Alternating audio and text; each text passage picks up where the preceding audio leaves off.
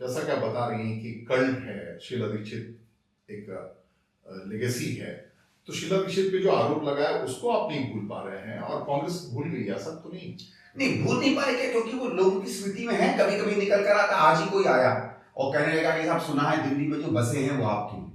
मैंने कहा मैं तो 10 साल से इंतजार कर रहा हूं कि उस पर इंक्वायरी करो अगर मेरी बसें हैं तो। मैंने तो यहाँ के डिम्स के डायरेक्टर को भी लिखा कि भाई साहब बसें हैं तो मुझे भेज दो, मेरी बसें हो तो, नहीं तो बोलो कि मेरी बसें नहीं है। मैंने तो एलजी को चिट्ठी लिखी है 2 या 3 बार कि साहब आप, मैंने खुद लिखा, मैं शायद पहला व्यक्ति होऊंगा इस देश में जिसने लिखा कि इन चीजों पर आरोप मुझ पे लग रहे हैं, आप कृपया इन पे इंक्वायरी करवाइए। मैं केजरीवाल को इसलिए नहीं भेज रहा हूँ, केजरीवाल कहेगा मेरे पास एंटी करप्शन ब्यूरो नहीं है। अब एलजी साहब तो कोई कांग्रेस, वो न्यूट्रल माने जाते हैं लेकिन कोई कांग्रेस के अपॉइंटी तो है नहीं, भारतीय जनता पार्टी भी तो करती। तो मैं चिट्ठी लिखी है कि इन सब पर आप इंक्वायरी कराओ, क्यों नहीं करवाते।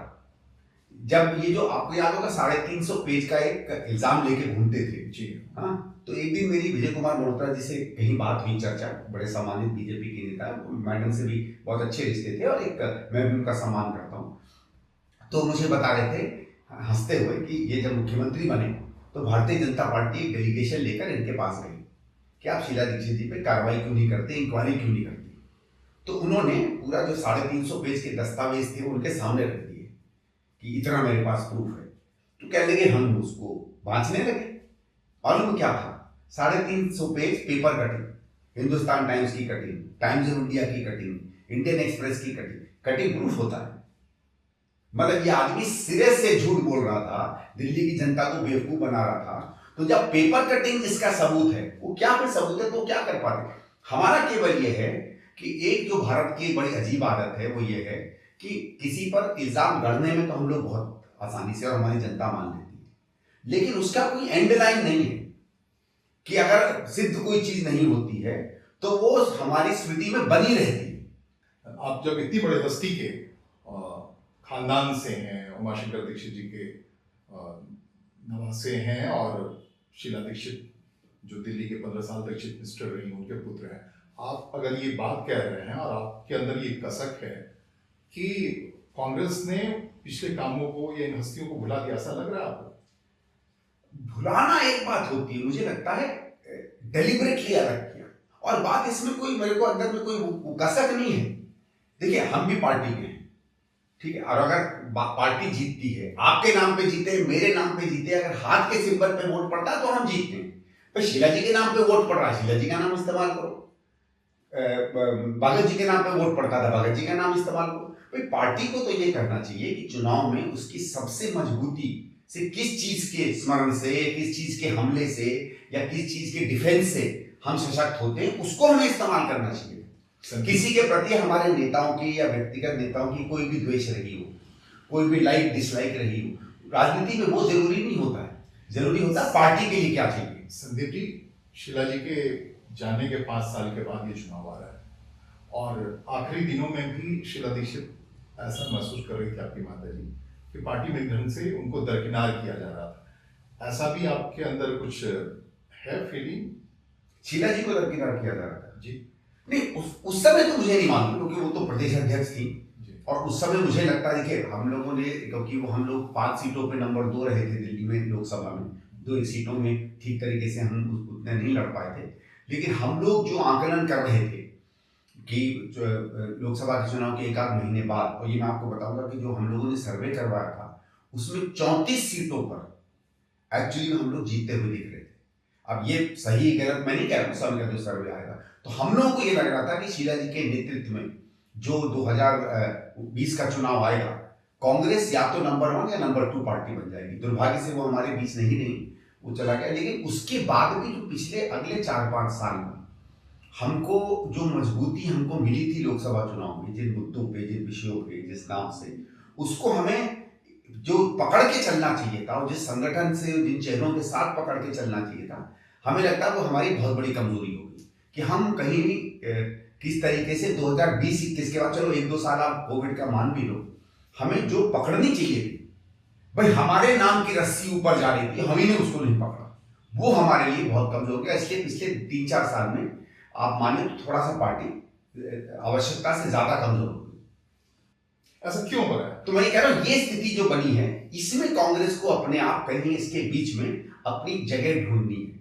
1998 से लेकर के 2013 तक कांग्रेस रात में था दिल्ली, और ये जो आम आदमी पार्टी आई उसी को एक मसला बना के आई। जैसा कि आप अभी कह रहे हैं कि दिल्ली की हालत बहुत खराब है, उस समय उन्होंने तमाम ऐसे इशू जो बाद में पता लगे हैं भी या नहीं पता नहीं, और अब तक नहीं उसका कुछ और छोड़ चल रहा है कि उन्होंने एक मसला बनाया कि शीला जी के मकान में इतने सारे एसी लगे हुए हैं भैया, और ये महारानी के तरीके से काम कर रही हैं, वो मसला बनाया। इन्होंने कॉमनवेल्थ गेम का मसला बनाया, कहा कि आकंठ डूबी पड़ी है दिल्ली। इनके 10 साल के शासन में वो कौन सा कहाँ भ्रष्टाचार था, क्या था, वो सब कुछ नहीं पता लगा। लेकिन आप जैसे शुरुआत में आपने कहा कि आपको नजर आ रहा है कि दिल्ली तो त्राहिमाम है, दिल्ली बिल्कुल खत्म है, लोग महसूस कर रहे हैं ये कांग्रेस के तो उस काम को उन्होंने जो 10 साल के बाद मोटे तौर पर दिख नहीं रहा है कि जिन आरोप को लगाया उसके कोई और छोट नहीं लगा, उसको आम आदमी पार्टी में एक अच्छा मसला बना ली थी और सरकार में आ गई। और कांग्रेस आपके हिसाब से इतने सारे मुद्दे हैं और उसको नहीं बना पा रही, ऐसा क्या? देखिए, दो बात होती है। एक होती है कि आपके ऊपर कुछ इल्जाम लगते हैं जब भी कोई सरकार जाती है कि चलो काम नहीं हुआ या आपके ऊपर और कोई इल्जाम है।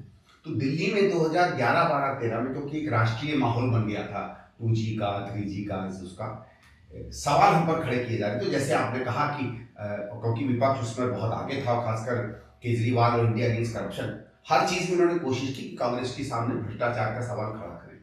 चलिए ठीक है भाई, उस समय सच क्या था झूठ क्या था वो अलग है, दिल्ली की जनता ने उसको माना और हमको बिल्कुल दरकिनार कर दिया। अब 2013 के बाद मोदी की भी सरकार आई। मोदी की सरकार ने भी दिल्ली के भ्रष्टाचार, कॉमनवेल्थ की 10 बातें कही। एक CBI को करीबन 37 के करीब केस भी हैंड ओवर हुए। केजरीवाल ने कई कई जगहों पर केस हैंड ओवर किया। और भले ये कुछ भी कह दें कि हमारे पास एंटी करप्शन ब्यूरो नहीं है, इनके पास लोकायुक्त तो है, इनके पास फाइलें तो हैं, जनता का दरबार तो है, वही दिखा देते।